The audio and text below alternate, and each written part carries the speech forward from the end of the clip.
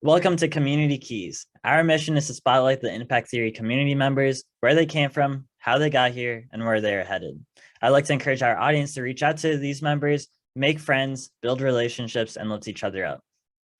Today's special guest is Kenny. He lives in Singapore, almost on the complete opposite side of the world from where I am.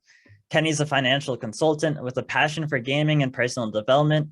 He has a great morning routine and is also the host of the Level Up Singapore podcast. Glad to have you here, Kenny. How is your evening so far? Thanks for having me on the podcast, George. The whole evening has been fantastic, and I'm really excited to hear what we have for today's podcast. Yeah, I'm excited as well, and we'll just kind of jump into it. So let's start with where you came from and what made you who you are today. So you're asking what made me like who I am today, is it? Yep. Like where you came from, your family, your school, like any circumstances that kind of shaped who you are today. Okay, maybe I'll start with like a story. So I would say that like for myself, I used to back when I was in my teenage years, I was somebody who was the best way I can describe it is I felt very alone. I was going through quite a bit of I guess emotional and mental struggles, because at that point of time was when I was struggling a lot with my family relationships. Yeah, which has gotten so much better over the years. But it was also at that point that I started to pick up things about personal development. So I actually read my first personal development book, which is Rich Dad Poor Dad, where I learned a lot about the mindset of how business owners think versus the employed mindset thing. And it kind of sparked off that note where I started to see my life in a more positive light, rather than always looking at it so negatively and blaming a lot of things around my environment. And then it went like to many other books from there, like The 7 Habits of Highly Effective People, How to Win Friends and Influence People by Dale Carnegie. And all those books kind of just slowly but steadily shaped me to who I am today. And yeah, I think from there, I attended many courses in between that also helped me to build my character. And because of my career, right, as a financial consultant, I'm not sure about how financial consultancy is like overseas, but here in Singapore, the industry is actually heavily stigmatized. So people kind of like have a lot of skepticism when talking to a financial consultant. So I got to interact with a lot of people. And from there, I started to understand, how the human mind works, or how human emotion works. And then therefore, from there, I was able to be more empathetic and also start to understand, why certain things happened when I was younger. So I was able to heal from some of those past trauma. And yeah, from there, it really sparked off a lot of things that came up later, like, my Level Up podcast, or even like right now, wanting to do more crypto gaming, because I do want to help more people to realize that whatever they're doing now in their current job, they can do crypto gaming even as a side hustle, or for those who are passionate enough to really just convert full-time to make this their full-time income as well. Yeah, so it seems like you definitely went through like a lot, and you had like a fixed mindset kind of thing from when you were like from your family, kind of like put onto you. So, and then you read the books, which kind of helped you grow into the person that you are today. So yeah. I'm glad to see that. And if you want to like share any more, I guess, then maybe like if you feel comfortable with like going into like more of like what that kind of was put onto you, because I bet other people out there can relate. I would say like for myself, it was because my family is actually, I come from a Christian family. So they were very strong believers of Christ. Yeah. And at that point of time, I think in my life, I was very much jaded from that whole, believing in Jesus Christ, right? So what happened was that there was one day I decided like, hey, I'm sick and tired of just going to church for like no reason, and I just dreaded going to church every Sunday, right? Yeah, me too. So so that's one thing that we can relate on. So I decided that on one of the fateful Sunday mornings, I was so sick and tired. I actually woke when my mom told me, wake up, it's time to go to church. I told her I don't want to go to church. And then she was like telling me like, don't give me this nonsense right now. Quickly get changed and then we're going to church. And then I told her, no, I don't want to go to church anymore. Yeah, and that at that moment, right, my mom, I think, was completely shocked, like what just happened, because I was a kid who never really spoke up much for himself. I was generally a quiet kid. So when her son like just suddenly reacted in this manner, I think she was just so caught off guard that she just like slapped me in the face and then she just walked off. Wow. So at that point of time, I would say it was such a heartbreaking moment for me because it was the first time my mom actually, physically hit me with her own bare hands. Normally, if she did it, it was maybe with a cane. In Singapore, we use canes or with some other stuff, right? And when they left for church, because I was alone at home, I was so desperate, right? I actually knelt down in front of like my room there, and then I thought, God, if you're real, send me a message now, right? To show me that you're real, because I just felt so lonely. I just felt so betrayed. I just felt so hurt at that point of time. I think we know where the story is going from here. Obviously, nothing happened.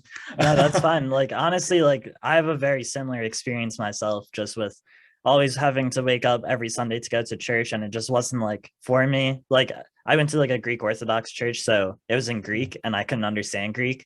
So I literally was going to church and not understanding like anything. So like, no, I never wanted to go. I always wanted to just like stay home. And then I like started standing up for myself as well, in that aspect. But it was great. Like, thank you for sharing. I really appreciate that, because I definitely resonate with that. And I bet others out there too. Did anything crazy happen for you though? Like after Yeah. So like, for me, it wasn't like I always said it, they always dragged me anyway, regardless. They like forced me to get up, like forced me to like dress up and go to church with them. And then as I got older, my brothers started graduating and going to college. So as they stopped going, I could stop going, because like I didn't have anyone to go with, kind of thing.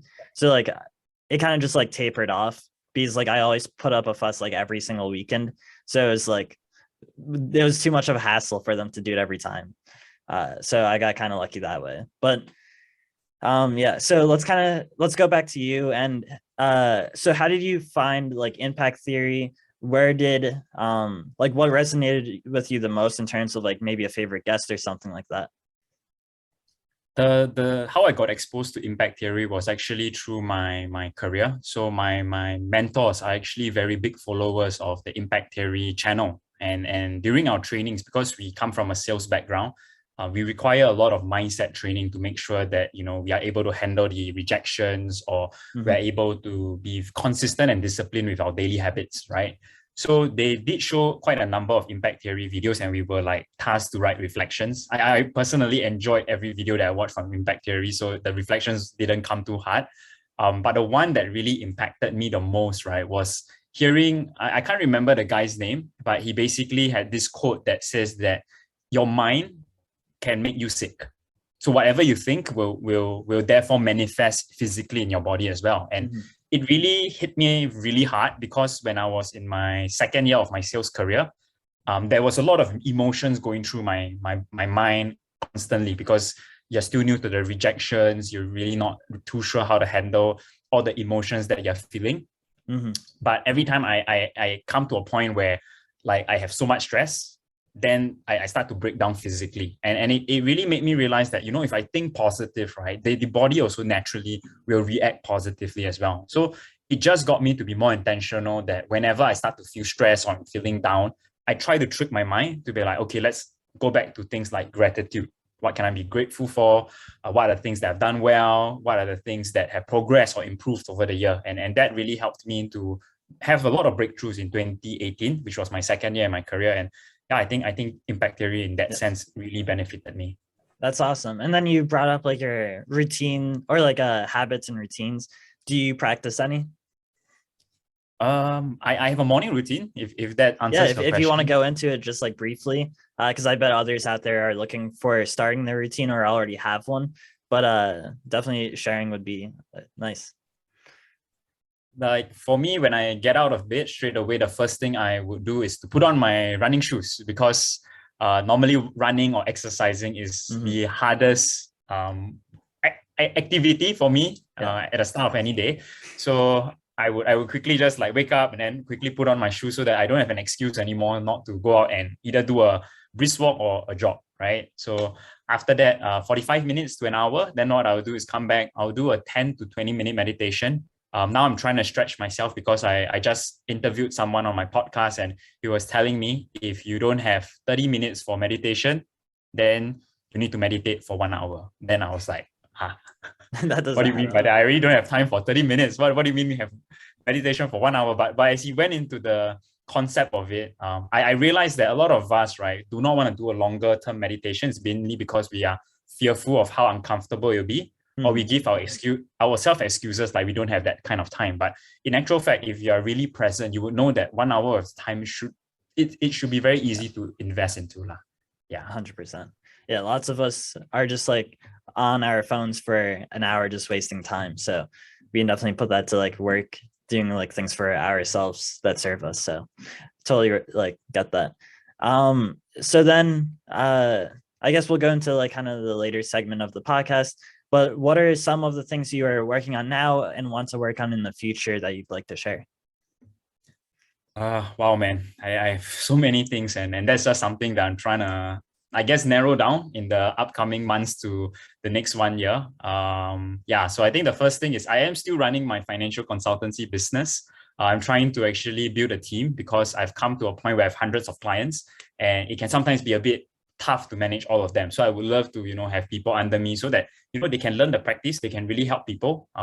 Because the main reason why I actually joined this industry or this career was because for my father, right, he was actually someone who was a very high income earner in his earlier days. He was earning like 20 to 30 grand a month. But now that he's in his 50s, he barely has any savings. So it really got me to think like, what happened to all this money that he earned? Because it's not difficult to save if you have 20 to 30 grand. It's not going to be difficult to save 15 or even 20 grand. If you spend 10 grand a month, which is a lot of money, you're still left with about 20 or 10 grand, right? So I was thinking what happened to all that money over the last, 20 to 30 years. And it made me realize that a lot of people are potentially very good at earning money. I think even Tom shares that he's amazing at making money, but sometimes they don't want to think about all this financial stuff. So it made me realize that there's this gap that if I can help to address, then I can help potentially some of these high income earners protect their future as well.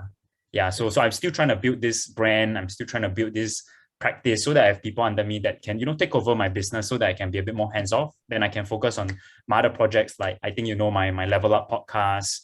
I do have a few scholars in Axie Infinity that I do want to give them opportunities to play other games and hopefully transit some of them to become a full-time income. Yeah, that's awesome. Yeah. And then I just want to briefly touch on like the games. Like you mentioned gaming is like pretty important to you. It's important to me as well. Super into it. Super into crypto gaming. So kind of like what like why do you like games like personally? Like what where do you derive the meaning from? Dude, that's a very good question. I think there are various reasons why I love gaming so much. I boil down to first my personality. So I'm very competitive by nature. I love to win. I love to compete. And I like it when I don't just like to win. I like to win when people are trying their 100% and we are all trying 100% and you get that W. That's the best feeling. So I feel that. You feel that, right? So to me, gaming is like what built a lot of my success as well, because it trained me to always be improving and growing. Because if you want to compete at the highest level, you need to be constantly improving yourself, right? So it's like a sport. It is. I mean, it technically is an e-sport now. So yeah, I think that's the first one. I'm just super competitive and I love gaming because everyone in gaming is generally super competitive as well. But I think the second one is that I built a lot of friendships through gaming because, like I said, when I was younger, I was feeling so lonely. I drowned myself in games to kind of like, get rid of all those negative emotions. Or run away from those negative emotions. But because of that, also, I made a lot of very good friends through gaming. And it's something that I hold very close to my heart, these friendships, because we've been through thick and thin. Gamers can be quite intense and aggressive when it comes to games, and it can sometimes get very personal. I think you're familiar with that as well. No, for sure. Especially if you're playing team games, right? So yeah, these friendships that I have, right, who are my friends since I was 13 years old, we're still in contact right now. And it's something that I hold very dear to my heart because I know that this group of people will always have my back and I will always have their back as well. So I would say mainly probably these two reasons why I'm still so, passionate about gaming till today. I love that. And I'm like the same exact person as you in that sense. Definitely, like I play with all my high school friends from the time I was like in middle school until today. So like it's really good social aspect, and then the competitive aspect I get 100%. I like love playing at like the top, as like my top level as I can get, and then just like the learning process that goes into it. But thank you so much for that. And with that being said, or like prior to the last question I have for you, I'd like to encourage everyone to go follow Kenny on Twitter at Kenneth EEJJ, his Instagram, and his podcast called The Level Up Singapore. I'll put all these in the show notes, so feel free to go check that. And as always, feel free to at Kenny in the Impact Theory Discord and just start up a chat there. So with that being said, the last question I have is, what is one lesson you would want to teach your future children or your younger version of yourself because of the impact it had on your life? That is an unexpected question. So let me Yeah, you can take your time. About it.